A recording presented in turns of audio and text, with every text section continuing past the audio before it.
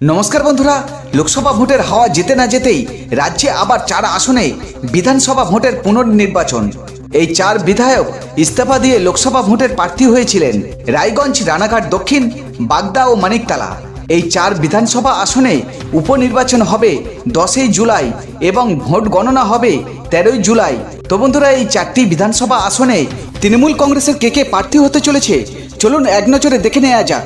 তার আগে ছোট্ট একটি রিকোয়েস্ট, যদি এই চ্যানেলে নতুন হয়ে থাকেন চ্যানেলটি সাবস্ক্রাইব করে পাশে থাকবেন, আর যারা ইতিমধ্যে চ্যানেলটি সাবস্ক্রাইব করেছেন তাদের অসংখ্য ধন্যবাদ। চলুন ভিডিও শুরু করা যাক।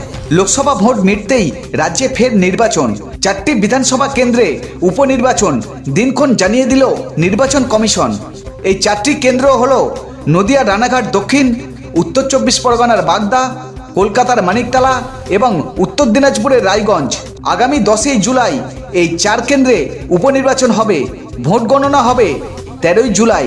2021 সালে বিধানসভা ভোটে রায়গঞ্জ কেন্দ্র থেকে বিজেপির টিকিটে জয়ী হয়েছিলেন কৃষ্ণ কল্যাণী। পরে তিনি তৃণমূলে যোগ দেন। এবার লোকসভা নির্বাচনে তাকে রায়গঞ্জ কেন্দ্র থেকে প্রার্থী করেছিলেন শাসক দল, ফলে বিধায়ক পদে ইস্তফা দিতে হয় কল্যাণীকে। একইভাবে 2021 সালে রানাঘাট দক্ষিণ কেন্দ্র থেকে বিজেপির প্রার্থী হিসাবে জয়ী হয়েছিলেন মুকুটমণি অধিকারী। লোকসভা ভোটের ঠিক আগেই তৃণমূলে যোগ দেন মুকুটমণি অধিকারী। তাকে এবার রানাঘাট লোকসভা কেন্দ্র থেকে প্রার্থী করেছেন তৃণমূল কংগ্রেস। মুকুটমণি বিধায়ক পদ থেকে ইস্তফা দেন। গত বিধানসভা নির্বাচনে বাগদা কেন্দ্র থেকে বিজেপির টিকিটে জয়ী হয়েছিলেন বিশ্বজিৎ দাস। তাকে এবার বনগাঁ লোকসভা কেন্দ্র থেকে প্রার্থী করে জোড়াফুল শিবির। বিধায়ক পদ থেকে ইস্তফা দিয়েছিলেন বিশ্বজিৎ দাস। গত বিধানসভা নির্বাচনে কলকাতা মানিকতলা কেন্দ্র থেকে জয়ী হয়েছিলেন বর্ষিয়ান তৃণমূল নেতা প্রয়াত সাধন পাণ্ডে।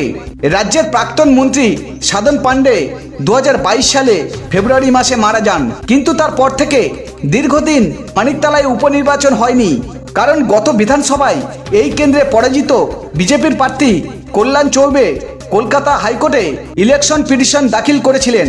হাইকোর্টে কল্যাণ অভিযোগ করেছিলেন তৃণমূলের প্রার্থী সাধন তৎকালীন ক্রেতা ও সুরক্ষা মন্ত্রী হওয়ার সুবাদে স্বনির্ভর গোষ্ঠীকে কাজে লাগিয়ে বিধানসভার ভোটারদের 500 টাকা করে দিয়ে ভোট কিনেছিলেন। পাশাপাশি কলকাতা পুরসভায় তৃণমূল ক্ষমতায় থাকার সুবাদে জল এবং বিদ্যুতের লাইন কাটার ভয় দেখানো হয়েছিল বলেই অভিযোগ করেছিলেন তিনি। তারপর থেকে প্রায় 2 বছর ধরে হাইকোর্টে এই মামলাটি চলে। শাসক দল তথা তৃণমূল কংগ্রেস সুপ্রিম কোর্টে যায়। সুপ্রিম কোর্ট থেকে আবার এই মামলাটিকে হাইকোর্টে ফিরিয়ে দেয়। গত 29 এপ্রিল হাইকোর্টের এই মামলা প্রত্যাহার করার কথা জানিয়েছেন কল্যাণ চৌবে। তবে এই 4টি বিধানসভা কেন্দ্র থেকে তৃণমূল কংগ্রেসের প্রার্থী হয়েছেন রায়গঞ্জ থেকে তৃণমূলের প্রার্থী কৃষ্ণ কল্যাণী, রানাঘাট দক্ষিণ থেকে তৃণমূলের প্রার্থী মুকুটমণি অধিকারী, বাগদা থেকে তৃণমূলের প্রার্থী মধুপর্ণা ঠাকুর এবং আগরতলা থেকে তৃণমূলের প্রার্থী সুপ্তি পাণ্ডে।